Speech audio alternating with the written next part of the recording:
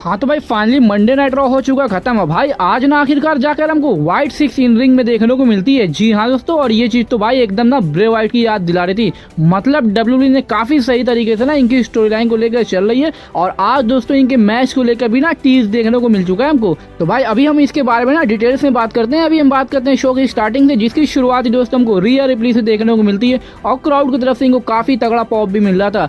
दोस्तों रिया रिप्ली ना promo cut करते हुए कहना इनका कि मामी इज बैक और इनको पिछले 3 महीनों से रिंग से बाहर रहना पड़ा था और वो सिर्फ एक ही इंसान के कारण से हुई थी और ये दोस्तों कोई और नहीं बल्कि लिव मॉर्गन थी। इसके बाद दोस्तों रिया रिप्ली का कहना है ना कि वो एक चीज मेरी लेकर लगातार घूम रही है और ये है मेरी वुमेन्स चैंपियनशिप। और यहाँ पर दोस्तों रिया रिप्ली काफी गुस्से में भी दिख रही थी, बल्कि इसके बाद दोस्तों ये लिव मॉर्गन को ना कॉल आउट भी करती है। लेकिन ये थोड़ी आती इनके जगह भाई डोमिनिक मिस्टीरियो की एंट्री होती है और ये आज फिर से भाई कुछ बोल ही नहीं पाते हैं क्योंकि इतना ज्यादा इनको बूझ मिल रहा था क्राउड की तरफ से। भाई ये रोज भी लेकर आते हैं देने के लिए, लेकिन इसके बाद ही दोस्तों लिव मॉर्गन को ना बिग स्क्रीन पे दिखाया था और यहाँ पर दोस्तों लिव मॉर्गन वो सारी चीजें रिया रिप्ली को याद दिलाती हैं कि आखिर इन्होंने इनके साथ क्या क्या किया था। बल्कि इनका ये भी कहना था कि मैंने सिर्फ आपकी चैंपियनशिप ही नहीं ली है बल्कि डोमिनिक मिस्टीरियो के साथ टाइम भी बिता चुकी हूँ और यहाँ तक उनको किस भी की थी और भी बहुत कुछ की हुई आपके ना रहने पर। तो भाई यहाँ पर तो डब्ल्यूडब्ल्यूई ना आपको ज्यादा ही वाइल्ड हो रही है। मतलब नेटफ्लिक्स आने के बाद क्या होगा ना, मैं तो वही सोच रहा हूँ जब अभी से भाई ऐसी सी बातें हो रही है शो पर। खैर दोस्तों इसके रिप्लाई में रिया रिप्ली का कहना ना कि आप रिंग में आ सकती हैं, इससे ना आपका रिवेंज टूर भी खत्म हो जाएगा क्योंकि मैंने 3 महीनों से आपसे लड़ने के लिए इंतजार की हूँ। इसके बाद तो भाई रिया रिप्ली डायरेक्ट ना चैलेंज तक दे देती है समर स्लैम के लिए। जी हाँ दोस्तों, और इस पर दोस्तों मॉर्गन एक्सेप्ट भी कर लेती है, यानी भाई एक और मैच हो चुका है ऑफिशियल समर स्लैम के लिए। लेकिन लास्ट में दोस्तों रिया रिप्ली लिव मॉर्गन को वार्निंग जरूर दे देती है कि समर स्लैम में ना ही ये इनके टाइटल रन को एंड करेंगी बल्कि इनका करियर भी खत्म करने वाली है। तो भाई रिया रिप्ली तो काफी ज्यादा एग्रेशन में दिख रही थी और अपनी चैंपियनशिप को पाने के लिए वो और भी ज्यादा तैयार है पहले से। तो भाई अब देखते हैं क्या समर स्लैम में रिया रिप्ली दोबारा से अपनी टाइटल को रिक्लेम कर पाते भी है या नहीं। उसके बाद दोस्तों शो पर आता है ब्रॉन्सन रीड वर्सेस शीमस के बीच में सिंगल्स मैच में भाई शीमस हो मैच तगड़ा ना ऐसा हुआ है क्या कभी। लेकिन दोस्तों शुरुआत में ना हमको ब्रॉन्सन रीड का दबदबा देखने को मिलता है, लेकिन दोस्तों आप तो भाई शीमस ने ना 10 बीट्स ऑफ बॉर्डरन को ना अनाउंसर टेबल पर ही मारने लग जाते हैं। इसके बाद दोस्तों इनके तरफ से क्लोज लाइन भी आता है और फिर व्हाइट नॉइज भी, लेकिन ब्रॉन्सन रीड इस पर किक आउट कर देते हैं। और मैच के क्लोजिंग मोमेंट पर दोस्तों शीमस ना नी से ही अटैक करके भाई पिन करके मैच में विक्ट्री ले लेते हैं। मैच के बाद भाई ब्रॉन्सन रीड ना इनके ऊपर अटैक करने की कोशिश करते हैं, लेकिन तभी भाई पीट डन आकर इनको सेव कर लेते हैं।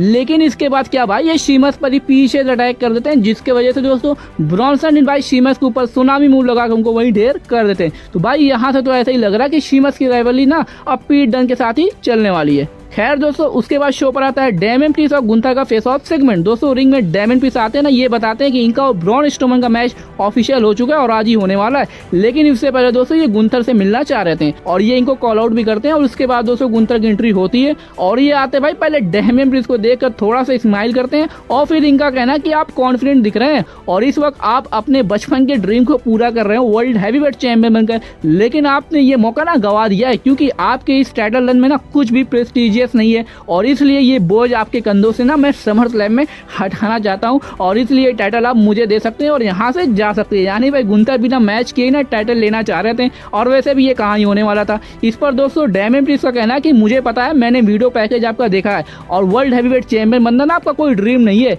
लेकिन मैं ना स्ट्रीट पर फाइट करते हुए यहाँ तक पहुंचा हूं और अब मैं वर्ल्ड हैवीवेट चैंपियन हूं और हमें आपकी जरूरत नहीं और समर स्लैम में आप आखिरी बंदे होंगे जो मुझसे ये चैंपियनशिप लेने की कोशिश करेंगे। तो भाई डैमियन प्रीस्ट का तो इंटेंशन एकदम साफ था कि चैंपियनशिप तो ये इतनी आसानी से नहीं हारने वाले, लेकिन भाई आज दोनों ही लोग ना एक दूसरे को प्रोमो में एकदम कुक कर रहे थे। बल्कि दोस्तों गुंथर का ये भी कहना था कि डब्ल्यूडब्ल्यूई ना इनको साइन करने के लिए भाई भीख तक मांगी थी तब जाकर मैं डब्ल्यूडब्ल्यूई में आया हूँ। लेकिन डैमियन प्रीस्ट आप जितने भी अच्छे बन जाओ लेकिन रहोगे तो सड़क के ही कचड़े। और यहाँ पर भाई डैमियन प्रीस्ट का फेस देखने लायक था और इस पर दोस्तों इनका कहना है कि आप इसी वजह से रेसलमेनिया में हारे थे और अब समर स्लैम में भी हारेंगे क्योंकि आपके पास दिल ही नहीं है और आप एकदम बोरिंग इंसान हो। इसके बाद भाई इनके भी थोड़ा सा धक्का मुक्की होता, लेकिन तभी ब्रॉन स्ट्रोमन की एंट्री होती और इसके बाद दोस्तों इनका मैच शुरू हो जाता और ये मैच करवाने का दोस्तों एक ही मतलब था और ये डैमियन प्रीस्ट का मोमेंटम को बरकरार रखना। और इस मैच में दोस्तों डैमियन प्रीस्ट भाई ब्रॉन स्ट्रोमन पर साउथ ऑफ हेवन मूव लगा के पिन करके मैच में विक्ट्री ले लेते हैं। लेकिन दोस्तों मैच के बाद ही ना गुंथर की दोबारा से एंट्री होती है और इस बार भाई ये बात करने के मूड में नहीं थे, ये आते भाई डैमियन प्रीस्ट से ना लड़ने लग जाते हैं, बल्कि एक दो तो चॉप्स भी लगा देते हैं। लेकिन लास्ट में डैमियन प्रीस्ट की तरफ से क्लोज लाइन पड़ने के बाद ना वो रिंग से बाहर हो जाते हैं। जाते हैं। यानी भाई आज ही एक ही सेगमेंट में भाई डब्ल्यूडब्ल्यूई ने इस मैच की हाइप को एकदम बढ़ा दिया है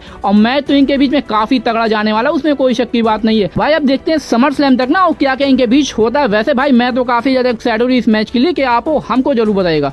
इसके बाद दोस्तों शो पर आता है ड्रू मैकइंटायर का सेगमेंट, जहां पर दोस्तों एडम पेस ना रिंग में मौजूद रहते हैं और ये फिर ड्रू मैकइंटायर को कॉल आउट करते हैं। और यहाँ पर दोस्तों एडम पेस का कहना है इनसे कि आज ये ना कुछ स्पेशल करने आए हुए हैं और आपका और सीएम पंक का मैच सभी चाहते हैं, फैंस चाहते हैं ये मैच हो, मैं चाहता हूं ये मैच हो, सीएम पंक ये मैच चाहते हैं और वो बहुत जल्दी क्लियर भी हो जाएंगे। लेकिन क्या आप ये मैच चाहते हो? तो भाई इस पर मैकइंटायर का कहना है कि सबसे ज्यादा तो मैं ही चाहता हूं इस मैच को।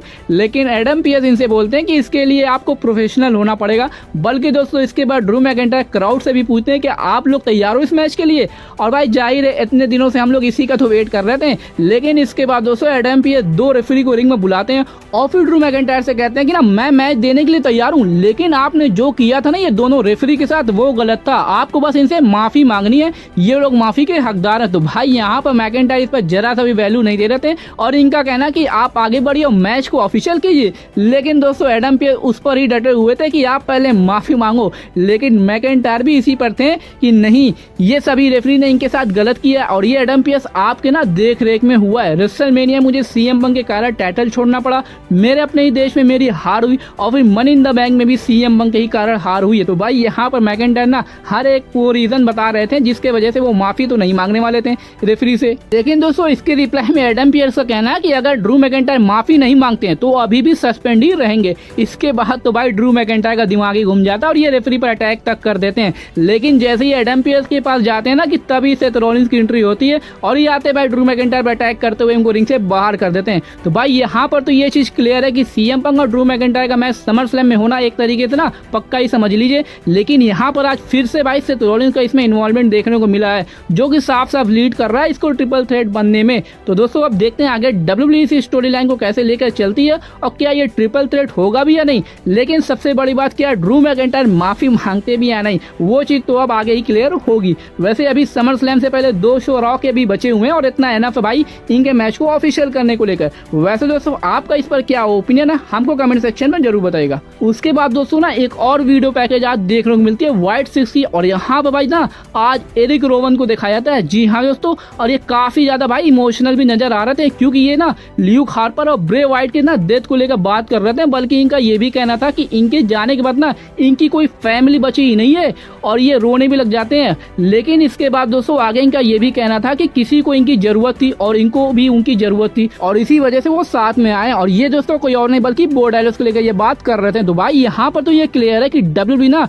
ब्रे वाइट की लेगेसी को कंटिन्यू रखने के लिए एरिक रोवन को ना दोबारा से डब्ल्यूडब्ल्यूई साइन की है। तो दोस्तों अभी देखते हैं आगे और क्या क्या इस फैक्शन के साथ हमको देखने को मिलता है। उसके बाद दोस्तों शो पर आता है डोमिनिक मिस्टीरियो वर्सेस जे उसो के बीच में सिंगल्स मैच तो भाई शानदार था और ये मैच भाई डोमिनिक मिस्टीरियो ना रिया रिप्ली के लिए लड़ रहे थे। जी हाँ दोस्तों, लेकिन मैच के क्लोजिंग मोमेंट पर भाई आज फिर से लिव मॉर्गन और डोमिनिक मिस्टीरियो का लो वाला एंगल दिखाया जाता है। लेकिन तभी भाई रिया रिप्ली की एंट्री होती है और लिव मॉर्गन वहां से सरक लेती है और इस चीज का फायदा भाई जे उसो को मिलता है और ये मिस्टीरियो पर स्पेयर लगाने के बाद स्प्लैश लगाकर पिन करके मैच में विक्ट्री ले लेते हैं। उसके बाद दोस्तों बैक स्टेज ये क्या भाई रिया रिप्ली डोमिनिक मिस्टीरियो को खुद ही भाई रोज दे देती है और ये खुश भी नजर आ रही थी इनसे। तो भाई यहाँ से तो ऐसा ही लग रहा है कि रिया रिप्ली का गुस्सा डोमिनिक को लेकर ना अब खत्म हो चुका है। खैर दोस्तों उसके बाद शो पर आता है काफी तगड़ा सेगमेंट चैट गेबल का। जी हाँ दोस्तों, ये अपने व्हाइट 6 की अटैक को लेकर बातें करते हैं क्योंकि दोस्तों इनको पता चल गया था कि बो डायलस अंकल हाउडी हैं। इसके बाद दोस्तों ये बो डायलस को कॉल आउट करते हैं और इनकी एंट्री भी होती है। भाई क्राउड की तरफ से रिएक्शन भी काफी तगड़ा आ रहा था इनको देखकर।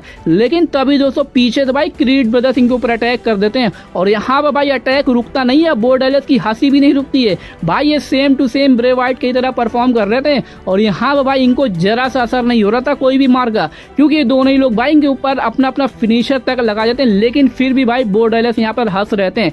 लेकिन तभी भाई लाइट ऑफ होती है, व्हाइट 6 का थीम सॉन्ग बजता है और फाइनली आज हमको व्हाइट 6 की एंट्री देखने को मिलती है रिंग में। और ये चीज देखकर तो भाई क्राउड भी काफी ज्यादा एक्साइटेड हो गया था। भाई इनको देखकर तो चैट गेबल पहले ही वहां से निकल लेते हैं, इसके बाद क्रीड ब्रदर्स वहां से भागते हैं और फिर लास्ट में भाई same to same Bray Wyatt की तरह बो डायलर्स हंसते हैं और सेम अपने ही भाई की तरह ना पोस्ट करके सेगमेंट को एंड करते हैं। तो भाई यहाँ से तो ऐसा ही लग रहा है कि जरूर अब हमको समर स्लैम में ना इनका मैच होते हुए दिखने वाला है। तो भाई अब देखते हैं नेक्स्ट वीक डब्ल्यूडब्ल्यूई क्या इस मैच को ऑफिशियल करती है या नहीं।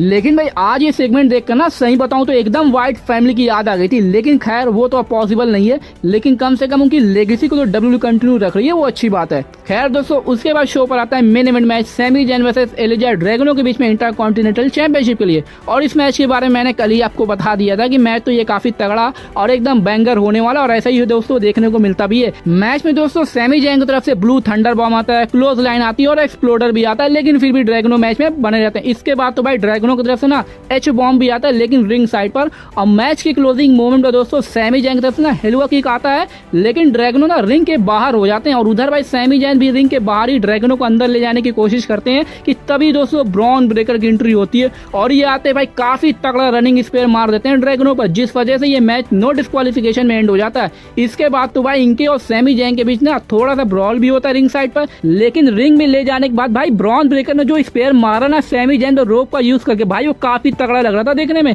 इसके बाद भाई ब्रॉन ब्रेकर लास्ट में स्टैंड टॉल करते हैं और शो भी वहीं से ऑफ एयर चला जाता है। तो भाई यहाँ से तो ये क्लियर हो गया कि अब फाइनली नेक्स्ट वीक हमको ना ये मैच ट्रिपल थ्रेट बनते हुए दिख सकता है समर स्लैम के लिए, और ये सही भी रहेगा दोस्तों। इससे क्या होगा ना सभी को अपॉर्चुनिटी भी मिल जाएगी आईसी टाइटल के लिए। खैर दोस्तों वैसे आपको कैसा लगा था आज का मंडे नाइट रॉ हमको कमेंट सेक्शन में जरूर बताएगा, और अगर वीडियो अच्छी लगी तो इसको लाइक और ज्यादा शेयर जरूर करेगा ऐसी डब्ल्यूडब्ल्यूई की इंटरेस्टिंग वीडियोस के लिए।